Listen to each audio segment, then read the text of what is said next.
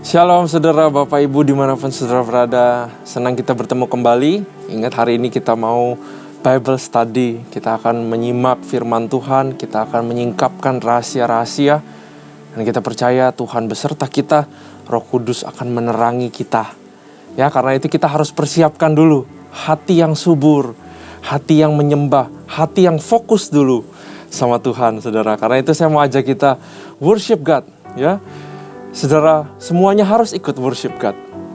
Bahwa dia baik, dia siap untuk memberikan kisah cintanya, dia siap memberikan revelation dan hikmatnya kepada kita. Amin saudara. Thank you Jesus. Mari kita sembah Tuhan kita. Syaralayarabashe, Kau baik Tuhan, Kau indah, Kau mulia. Pikiranmu tak terbatas Tuhan. We worship you, we worship you. Yaralayarabashe, Yaradabashe. Oh Tuhan, haleluya, haleluya. Syukur bagimu. Sekalipun ku berjalan dalam lembah kelam, namun tangan-Mu selalu menopang hidupku. Amin. Saat ku dalam ketakutan, Kau hadir di sisiku. Kau berkata, jangan takut, Kau beriku kemenangan. Kaulah Tuhan yang berjanji, Kau berjanji tak sekali tak pernah Kau ingkari. Kesetiaan-Mu sungguh terbukti di sepanjang hidupku. Untuk selamanya ku kan setia melayani, mengasihi-Mu. Tiada Tuhan seperti-Mu, Yesus. Kau Allahku yang setia.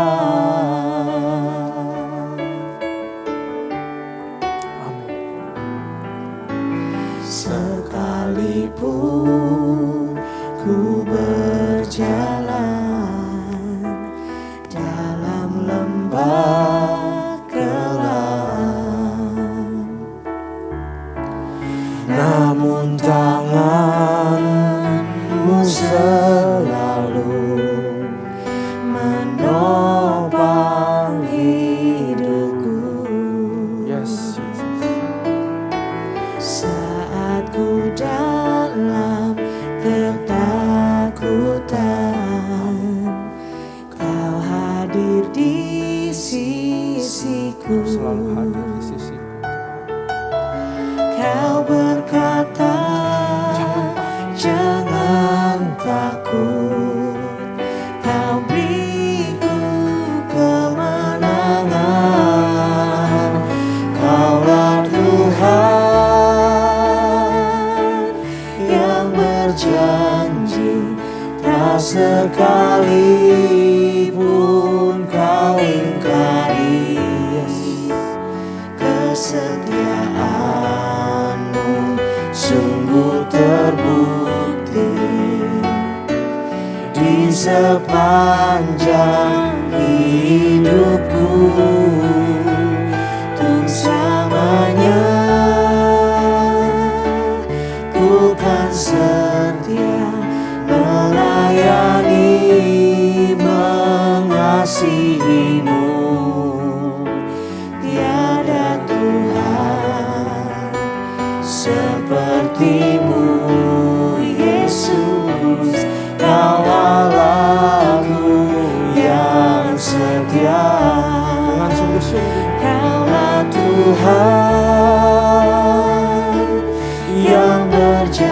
pegang janji-Mu. tak sekalipun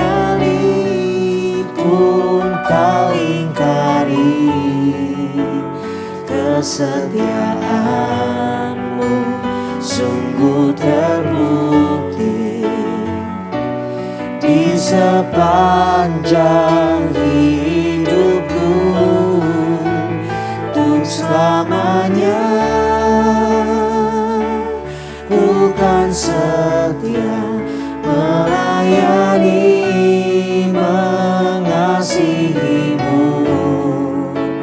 Tiada Tuhan seperti-Mu, Yesus. Kau Allahku yang setia.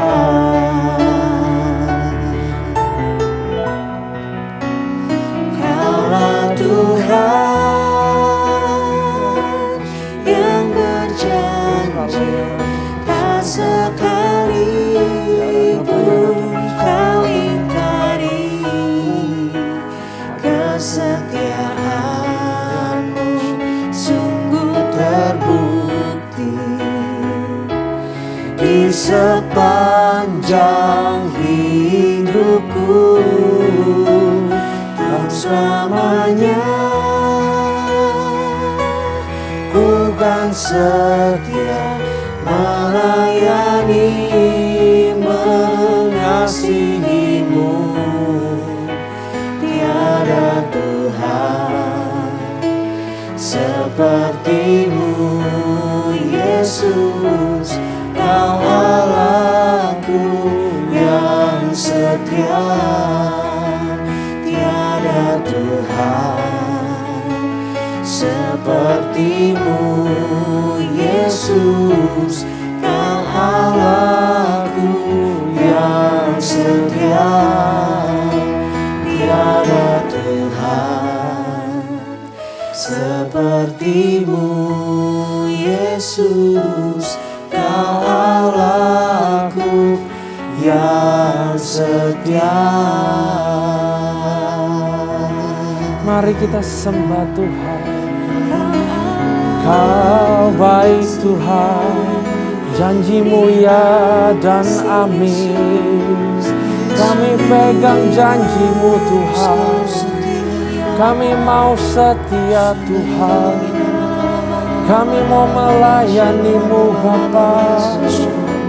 Ya rada bashi, urala ya rada bashi. Kami muliakan, kami puji Allah segala Allah. Kau baik, Kau Allah yang setia, Kau Allah yang mulia.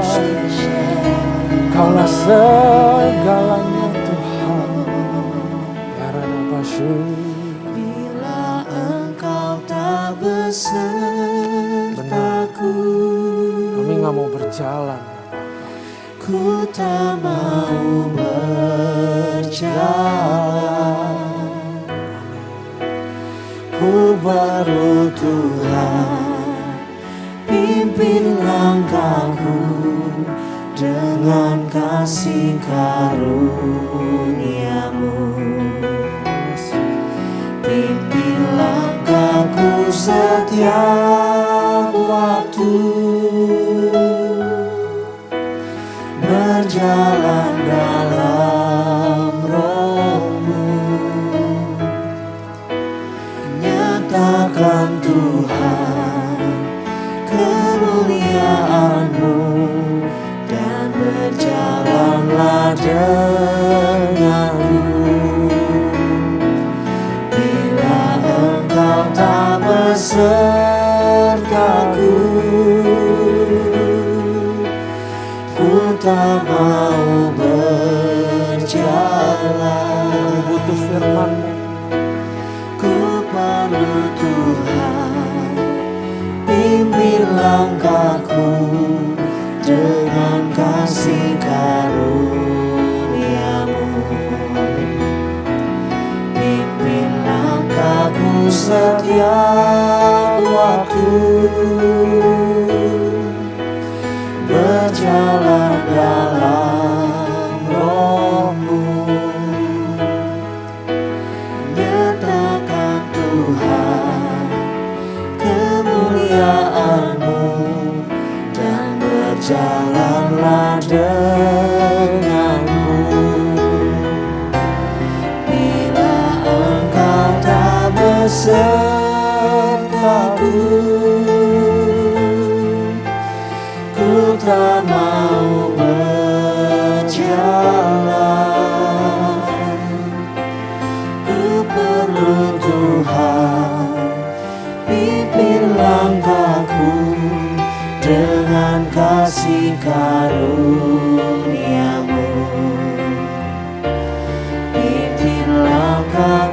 setiap waktu,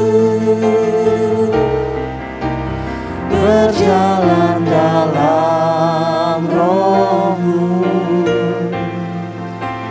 nyatakan Tuhan kemuliaan-Mu, dan berjalanlah denganku. Nyatakan Tuhan kemuliaan-Mu, dan berjalanlah denganku. Nyatakan Tuhan kemuliaan-Mu, dan berjalanlah denganku. Ya Radabashi, Orala ya Radabashi, berjalanlah dengan kami, pimpinlah langkah-langkah kami Tuhan. Kami butuh firman-Mu Tuhan. Ya Radabashi, Ya Radabashi, thank you Jesus, thank you Lord. Bapak, kami butuh Engkau, kami butuh firman-Mu, kami butuh kasih karunia-Mu, kami butuh bimbingan, arahan, kami butuh teladan-Mu Tuhan, untuk berjalan di dalam dunia ini. Kami mau jadi terang dan garam, ajari kami. Kami percaya Kau Allah yang setia, tidak pernah meninggalkan sampai detik ini.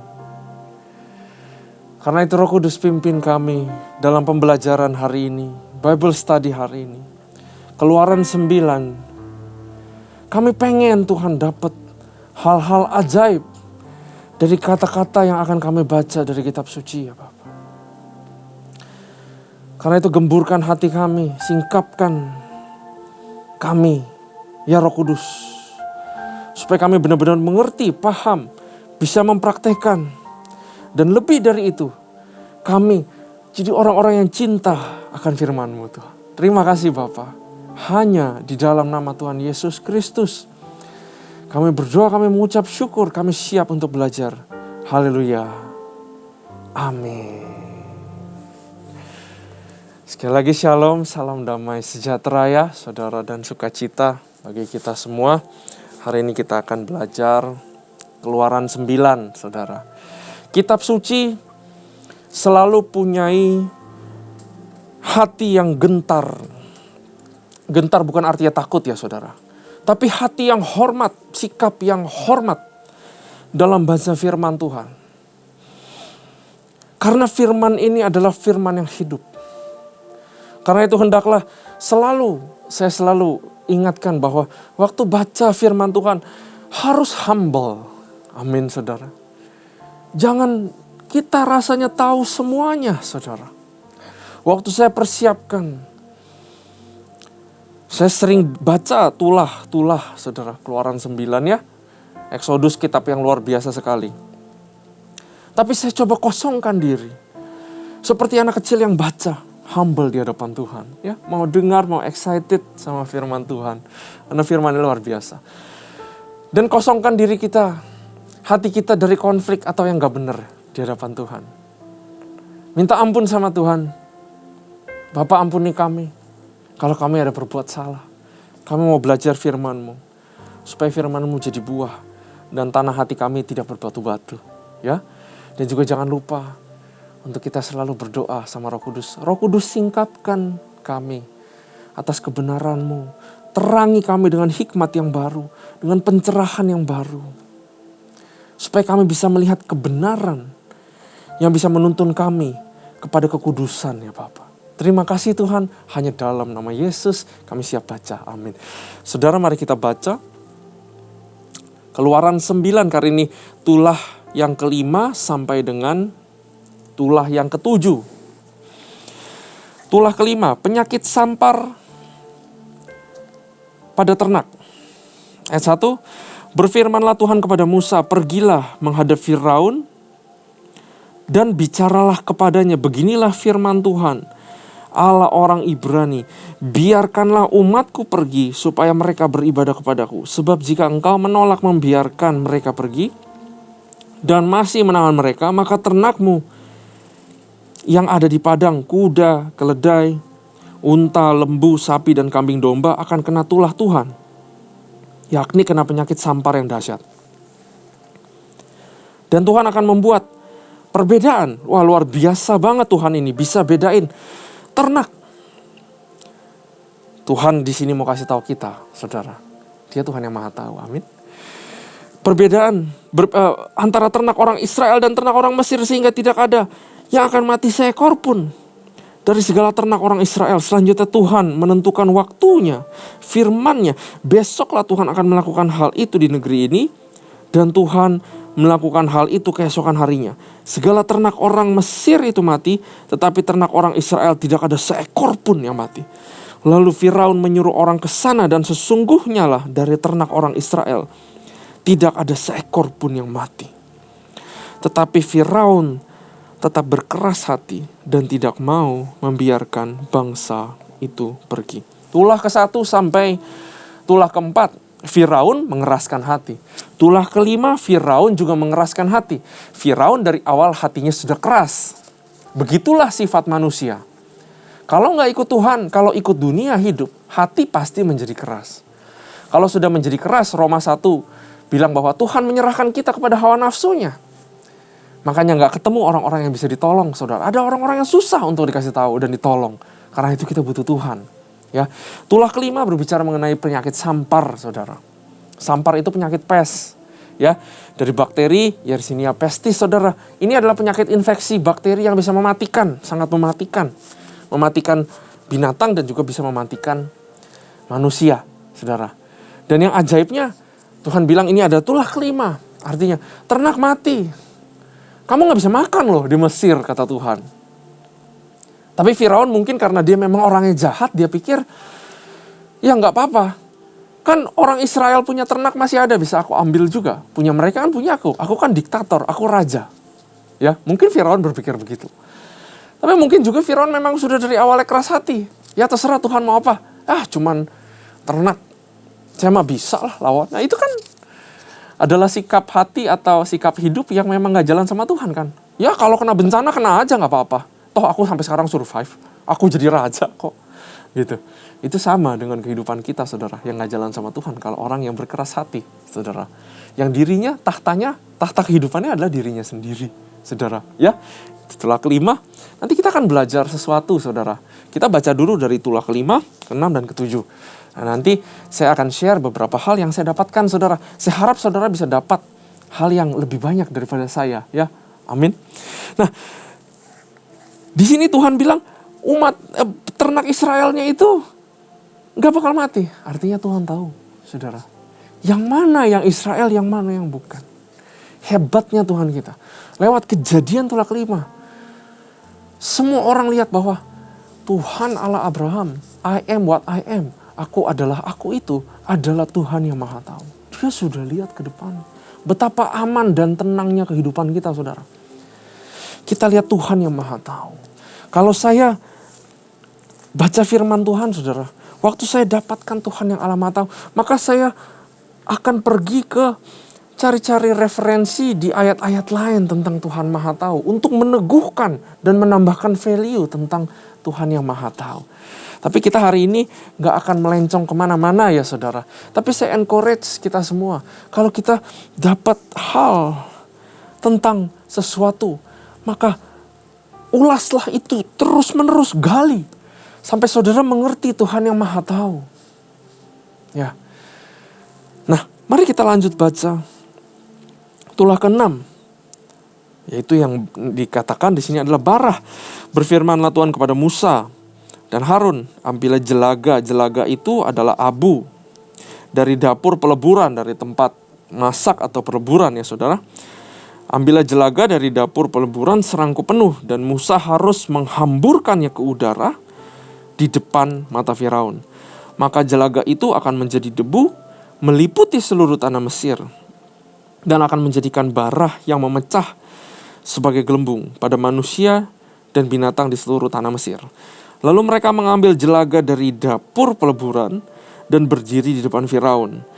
Kemudian Musa menghamburkan ke udara, maka terjadilah bara yang memecah sebagai gelembung pada manusia dan binatang, sehingga ahli-ahli itu tidak dapat berdiri di depan Musa karena bara-bara itu. Sebab ahli-ahli itu pun juga kena bara yang sama seperti semua orang Mesir. Tetapi Tuhan mengeraskan hati Firaun sehingga ia tidak mendengarkan mereka, seperti yang telah difirmankan Tuhan kepada Musa. Percuma ahli-ahli ada di situ, saudara. Karena rencana Tuhan, pekerjaannya tidak bisa diberhentikan sama ilmu-ilmu hitam. Ini sebenarnya memberikan kita juga pengertian bahwa kalau namanya di dalam Tuhan dibungkus oleh darah Yesus, ahli-ahli sehebat apapun, dukun-dukun sehebat apapun, tidak bisa menyerang atau melukai umatnya Tuhan. Kalau saudara ingat cerita Bileam, umat Israel dikutuk, malah kutuknya keluar, saudara. Tapi baliknya menjadi berkat buat kita. Itulah nasib orang yang mengikuti jejak kakinya Tuhan Roh Kudus. Bahwa kutuk pun akan patah. Ahli-ahli sihir akan patah. Jadi kita orang Kristen juga jangan percaya sama hal-hal seperti itu, saudara. Amin. Ya, bara ini adalah seperti bisul-bisul kemerahan yang seperti kayak melepuh dan dia keluar nanah. Nah, bayangin satu negara orang Mesir kena itu. Seluruh kegiatan berhenti. Negaranya itu berhenti, saudara. Nah, tapi hal yang menarik di sini adalah Tuhan mengeraskan hati Firaun. Tadi di tulah kelima kita melihat Firaun mengeraskan hati. Tapi kali ini Tuhan yang mengeraskan hati Firaun. Saudara, nanti kita akan belajar di akhir bahwa Tuhan ini nggak main hakim sendiri loh, saudara. Karena pada awalnya Firaun hatinya memang sudah keras. Dan justru karena kekerasan hati Firaun dan bangsa Mesir, kuasa Tuhan bisa menjadi lebih kontras kelihatan untuk kemuliaan Dia dan untuk supaya umat Israel lihat bahwa Tuhan yang mau menolong mereka itu Tuhan yang number one. Kalau Firaun tidak berkeras hati, baru diancam sedikit, baru dikasih tahu sedikit, dia udah pergi orang Israel. Nah, bangsa Israel itu nggak bisa berubah perspektifnya. Bayangkan bangsa Israel itu 400 tahun dalam perbudakan. Mereka udah generasi ganti generasi. Sehingga mereka sudah tidak tahu lagi Allah yang disembah sama leluhur mereka itu bisa apa, saudara. Karena itu Tuhan perlu tunjukkan kepada mereka. Justru karena bangsa yang keras hati ini dipakai sama Tuhan, sehingga kuasa itu bisa menjadi kontras. Dan keagungan Tuhan dipermuliakan, dipertontonkan di depan mata umat Israel. Sebenarnya tulah-tulah ini, kenapa tulah sih? Karena ini membuat mata orang Israel itu heran. Matanya harus dibukakan dengan keheranan Tuhan. Bukankah kita juga sama begitu? Beberapa dari kita ikut Tuhan karena kita heran sama Tuhan. Tulah ini tidak menyerang orang Israel. Dia melihat bahwa Allah Abraham, Allah Ishak, Allah Yakub sekarang membantu mereka berperang. Bayangkan 400 tahun rohani itu sudah down. Dan sekarang imannya mulai dibangkitkan oleh Tuhan. Karena melihat kuasa mujizat yang luar biasa daripada Tuhan. Amin. Tuhan itu ajaib. Rencananya itu gak ada yang main-main. Rencananya itu gak ada yang cuman sia-sia. Gak ada artinya. Di dalam setiap perbuatan Tuhan selalu ada maksud. Gak pernah maksudnya untuk mencelakakan. Tapi maksudnya adalah terus untuk kebaikan, rancangan damai sejahtera buat kita semua, saudara. Ya, kita lanjut. Kita habiskan dulu, saudara, tulah ketujuh, yaitu hujan es. Nah, mari kita baca. Berfirmanlah Tuhan kepada Musa, bangunlah pagi-pagi dan berdirilah menantikan Firaun dan katakan kepadanya, beginilah firman Tuhan, Allah orang Ibrani, biarkanlah umatku pergi supaya mereka beribadah kepadaku. Sebab sekali ini aku akan melepaskan segala tulahku terhadap engkau sendiri, terhadap pegawai-pegawaimu dan terhadap rakyatmu, dengan maksud supaya engkau mengetahui bahwa tidak ada yang seperti aku di seluruh bumi. Ya, dijelaskan lagi, supaya tidak ada yang seperti aku di seluruh bumi. Bukankah sudah lama aku dapat mengacungkan tanganku untuk membunuh engkau dan rakyatmu dengan penyakit sampar sehingga engkau terhapus dari atas bumi? Saudara, ayat 15 ini kasih tahu kita bahwa Firaun dan bangsa Mesir itu bukan bangsa yang mau ditolong, tapi bangsa yang sudah settle nasibnya, yaitu untuk dimusnahkan, saudara, sebenarnya.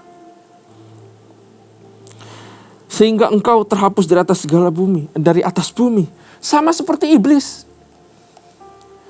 Udah settle nasibnya dia. Bukan untuk ditolong, saudara.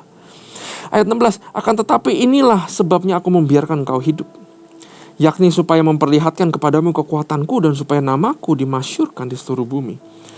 Engkau masih selalu menghalangi umatku sehingga engkau tidak membiarkan mereka pergi.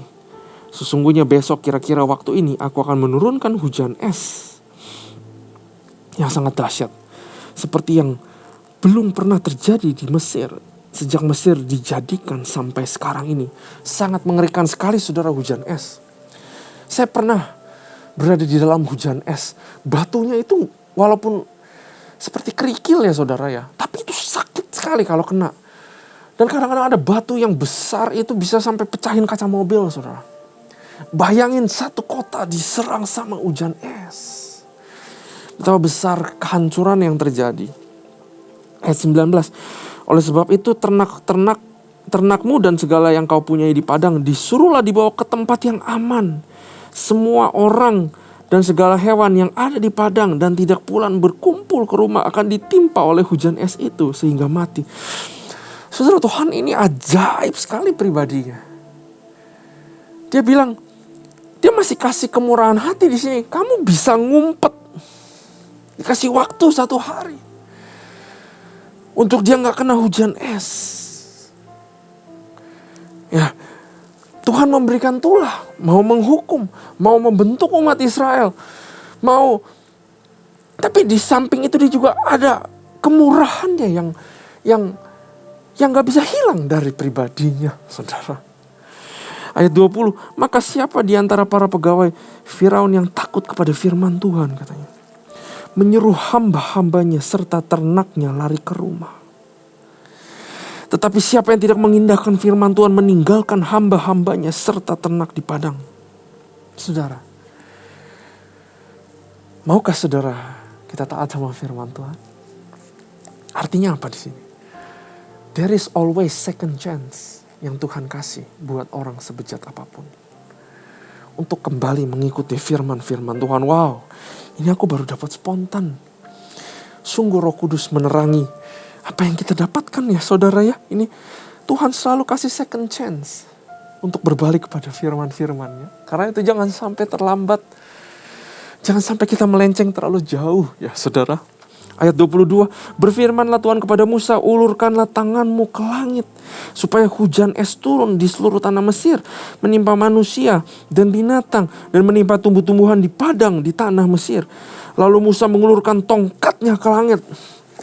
Maka Tuhan mengadakan gur dan hujan es, dan api pun menyambar ke bumi. Dan Tuhan menurunkan hujan es meliputi tanah Mesir. Dan turunlah hujan es beserta api yang berkilat di tengah-tengah hujan es itu.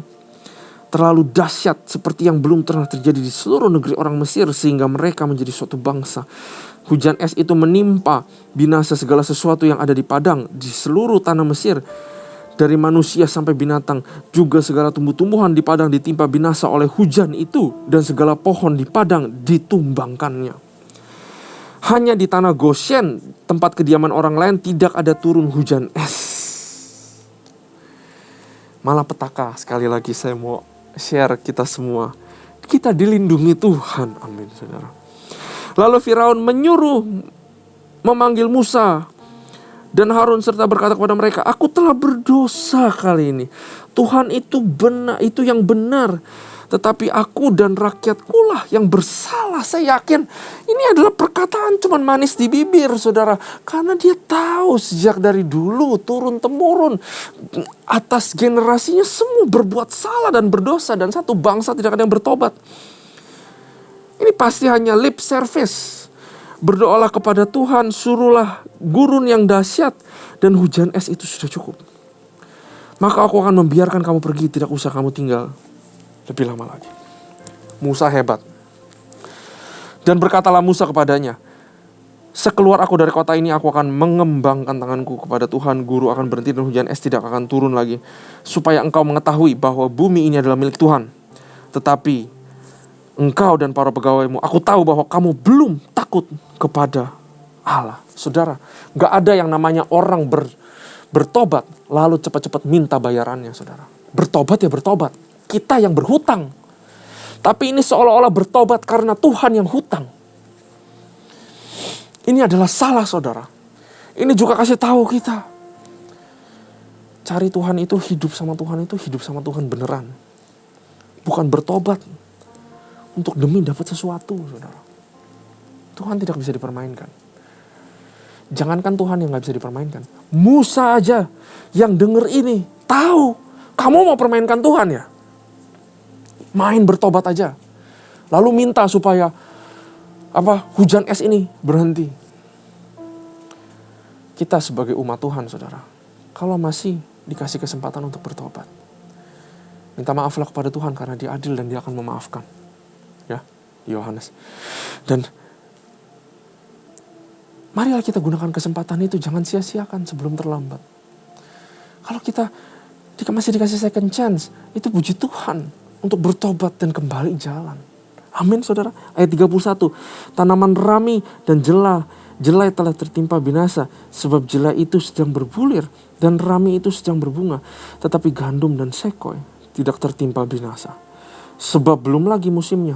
Lalu keluarlah Musa dari kota itu meninggalkan Firaun. Dikembangkannya lah tangannya kepada Tuhan, maka berhentilah guruh dan hujan es. Dan hujan tidak tercurah lagi ke bumi. Tetapi ketika Firaun melihat bahwa hujan es dan guru telah berhenti, maka teruslah ia berbuat dosa.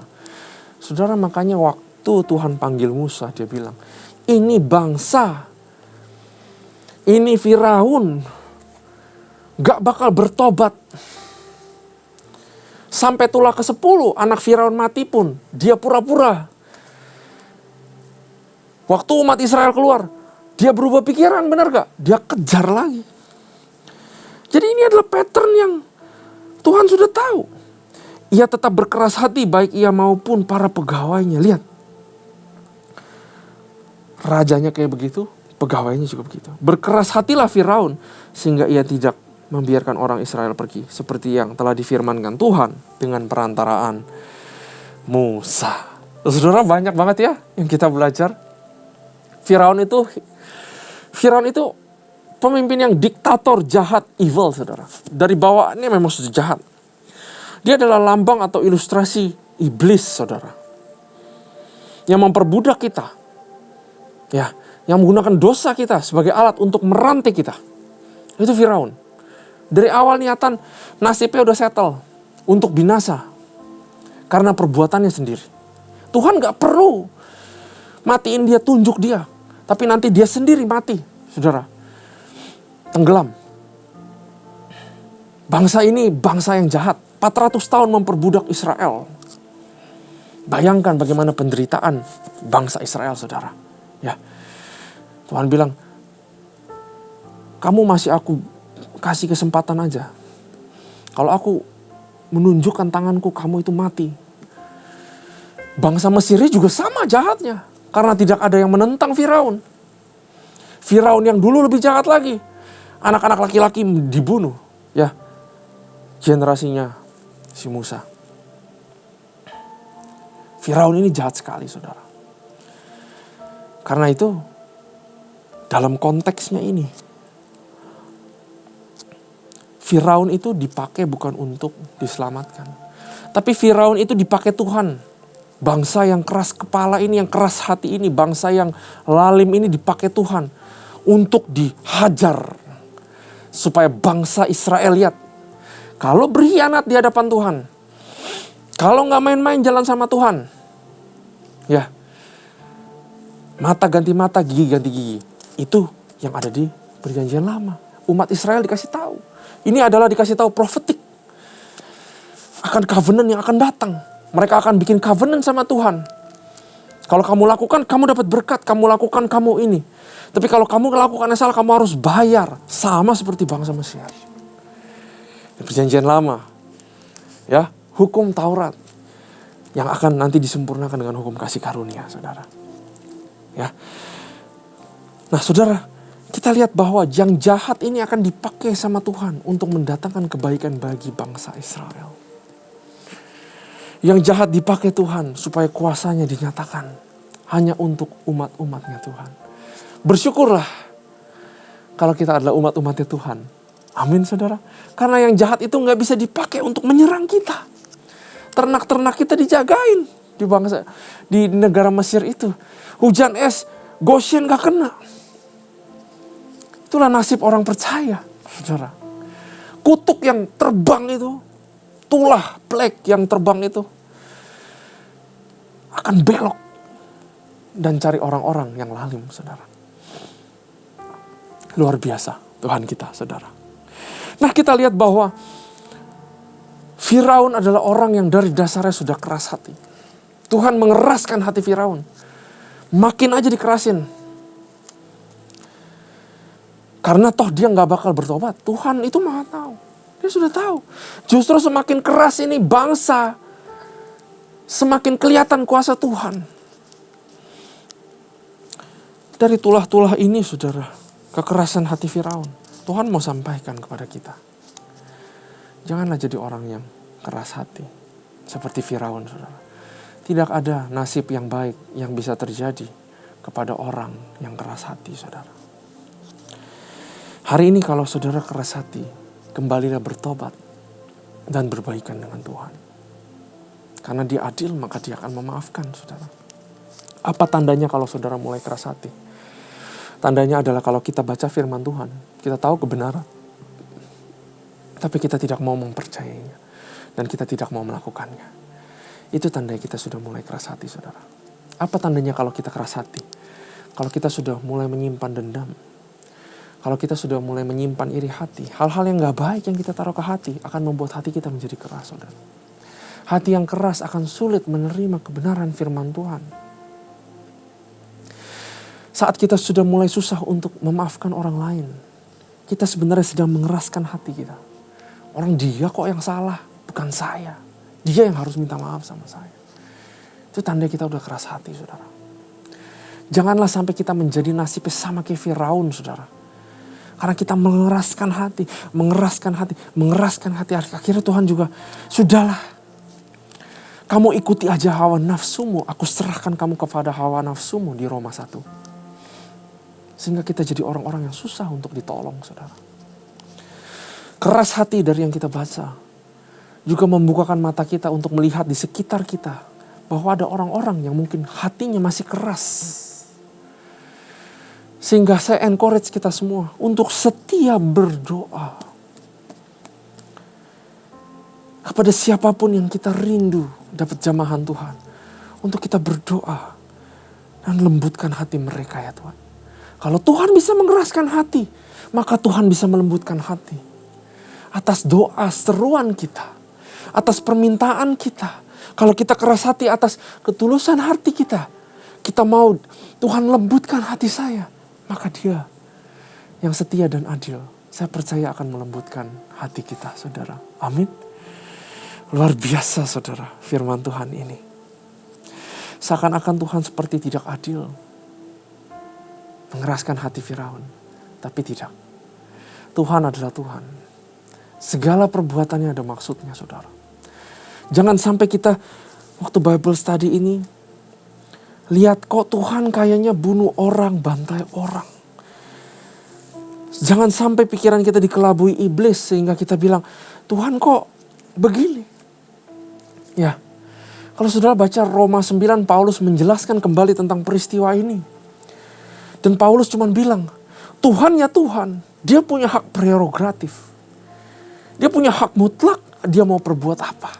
Tapi yang aku tahu, rancangannya adalah rancangan damai sejahtera dan bukan rancangan kecelakaan. Justru dia perlu bangsa Mesir dan Firaun untuk menyatakan kemuliaannya, saudara. Tuhan gak main hakim sendiri. Segala perbuatannya pasti ada maksudnya. Yang perlu kita terus stay di dalam framework supaya gak keluar adalah Tuhan itu baik, adil, dan setia. Kalau kita tahu pribadi Tuhan yang seperti ini, maka waktu kita baca Alkitab, kita gak akan keluar dan kita gak akan menjadi sesat. Kita gak akan melenceng dari konteksnya, saudara. Bahwa Tuhan itu adalah Tuhan yang baik, setia, dan Tuhan yang adil, saudara. Ya, karena itu saudara, pesan saya yang terakhir, jangan kita seperti Firaun. Apalagi sampai mempermainkan Tuhan. Bertobat ya bertobat. Karena kita hutang sama Tuhan, kita bersalah. Dan dosa itu yang akan merusak kita, saudara. Perbuatan dosa itu akan merugikan kehidupan kita sendiri. Tuhan sedih. Tapi apakah merugikan Tuhan kalau ngomong untung rugi? Enggak sama sekali. Yang rugi itu kita. Karena itu kalau kita masih dapat kesempatan untuk bertobat, janganlah seperti Firaun. Bertobat hanya untuk dapat sesuatu. Tapi bertobatlah secara sungguh-sungguh. Maka dia yang adil dan setia. Dia yang mendengar, maka dia akan mengampuni dosa kita. Mari kita berbalik. Kalau kita sudah menjadi keras hati ya saudara. Itu yang saya dapatkan dari Keluaran 9. Saya percaya saudara dapatkan juga hal-hal yang luar biasa dari sini. Saudara ulang baca. Minta Tuhan untuk singkapkan. Minta Roh Kudus untuk singkapkan firman Tuhan yang luar biasa. Untuk kehidupan kita semua saudara. Mari kita berdoa.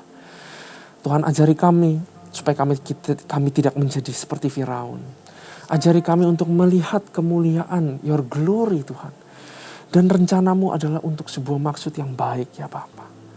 Ubah kami, ubah orang-orang di sekitar kami, ubah jemaatmu Tuhan. Kalau ada dari kami yang masih menyimpan sesuatu di hati yang menjadikan hati kami keras ya Bapa. Supaya kami sembuh dan pulih ya Tuhan. Terima kasih Tuhan, terima kasih ya Bapa. Kami belajar banyak. Hanya di dalam nama Yesus kami berdoa. Haleluya. Amin. Tuhan Yesus memberkati.